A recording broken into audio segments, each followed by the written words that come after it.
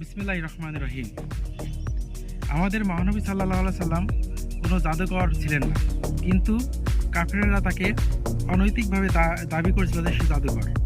কারণ মুজিজা হিসাবে সে কী করেছিল? সে হচ্ছে চাঁদকে দ্বিখণ্ডিত করছিল। চাঁদকে দ্বিখণ্ডিত কী জন্য করছিল? যেন তখনকার মুনাফিক কাফেররা যেন আল্লাহকে স্মরণ করে এবং আল্লাহর প্রতি ঈমান আনে।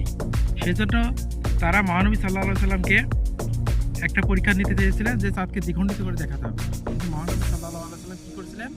আল্লাহর রহমতে এবং আল্লাহ তাকে প্রত্যক্ষভাবে সাহায্য করেছিলেন বলেই তিনি চাঁদকে দ্বিখণ্ডিত করতে পেরেছিলেন।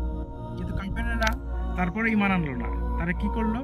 মহানবী সাল্লাল্লাহু আলাইহি সাল্লামকে নিয়ে তারা অনেক হাসি মজা করতে লাগলো, অনেক ঠাট্টা করতে শুরু করলো এবং শেষমেশ তারা বললো যে মহানবী সাল্লাল্লাহু আলাইহি সাল্লাম কোনো আল্লাহর নবী নয়, তিনি ছিলেন একটা বড় জাদুকর এবং তাকে জাদুকর হিসাবেই তখন তারা মান্য করলো।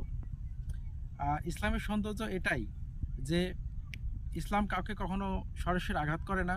মহানবী সাল্লাল্লাহু আলাইহি সাল্লামকে অনেক সে সময় আঘাত করা হয়েছে, অনেক কষ্টে রঞ্জিত করা হয়েছে, কিন্তু তারপরে মহানবী সাল্লাল্লাহু আলাইহি সাল্লাম আল্লাহর পক্ষ থেকে কোনো কিছু করেননি এবং তিনি চাইলেই তাদের তার গোষ্ঠীকে ধ্বংস করে দিতে পারতেন, কিন্তু তিনি তা করেননি। এতে বোঝা যায় ইসলামের সৌন্দর্য কত মহৎ, কত বড়। এবং ইসলামের বিশেষত্ব এটাই, ইসলামের সংস্পর্শে যারা আসবে তারাই ইসলামের সঠিক দিশা পাবে এবং আলোর দিশা পাবে। তো ইসলামের সংস্পর্শে আসার জন্য আপনাদের আহ্বান থাকবে। ধন্যবাদ।